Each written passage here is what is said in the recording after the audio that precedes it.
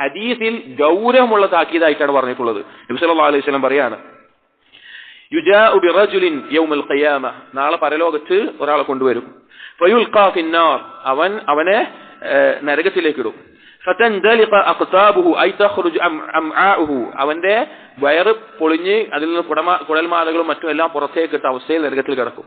വയദൂറു ബിഹാ കമാ യദൂറുൽ ഹിമാറു ബിർറഹാ, കഴുതയെല്ലാം പണ്ട് ചക്കിൽ ഇങ്ങനെ ആട്ടുന്ന എണ്ണയൊക്കെ ആട്ടുന്ന മൃഗങ്ങളെ കൊണ്ട് ആട്ടുമ്പോ ഒരു മൃഗങ്ങൾ കൊണ്ട് ഒരു വടി നടുവിൽ പോയി ഇങ്ങനെ കറങ്ങുമല്ലോ, അതേപോലെ ഈ വയറ്റുന്ന കാര്യങ്ങളൊക്കെ ഇട്ടിട്ട് അതിന് ചുറ്റും കിടന്ന് ഇങ്ങനെ കറങ്ങുന്നുണ്ടാകും.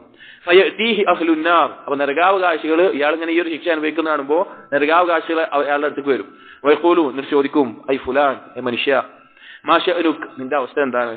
അലം തകുൻ തഅ്മുറുനാ ബിൽ മഅറൂഫ് വതൻഹാനാ അനിൽ മുൻകർ, ആളുകൾ ചോദിക്കുകയാണ്, നീ ഞങ്ങളോട് ഭൂമിയിൽ വെച്ച് നന്മ കൽപ്പിച്ചിരുന്ന ആളല്ലേ, തിന്മ വിരോധിച്ചിരുന്ന ആളല്ലേ, നീ അങ്ങനെ ഒരാളായിരുന്നല്ലോ, ഞങ്ങളോട് ഇന്നത് ചെയ്യരുതെന്ന് പറഞ്ഞു, ഇന്നത് ചെയ്യണം പറഞ്ഞു, അങ്ങനെ ഒരാളായിരുന്നില്ലേ? ഖാല ബല, അപ്പോൾ അയാൾ പറയും, അതെ ഞാൻ അങ്ങനെ ആയിരുന്നു. കുൻതു ആമുറുക്കും ബിൽ മഅറൂഫ് വലാ ആതീഹ്, ഞാൻ നന്മ കൽപ്പിച്ചിരുന്നു, പക്ഷെ എന്റെ ജീവിതത്തിൽ ഞാനത് കൊണ്ടുവന്നില്ല. വൻഹാകും അനിൽ മുൻകർ, ഞാൻ തിന്മകളും തെറ്റുകളും ഞാൻ വിരോധിച്ചിട്ടുണ്ടായിരുന്നു. വആതീഹ്, ഞാൻ അതിന്റെ ജീവിതത്തിൽ ചെയ്യുകയും ചെയ്തു എന്നുള്ളത്. സുബ്ഹാനല്ലാഹ്, നഊദു ബില്ലാഹ്, അല്ലാഹു നമ്മെ കാത്തു രക്ഷിക്കുമാറാകട്ടെ. നമ്മൾ ആലോചിച്ച് നോക്കിയും, അത് അത്ര ഗൗരവമുള്ളൊരു കാര്യമാണ്.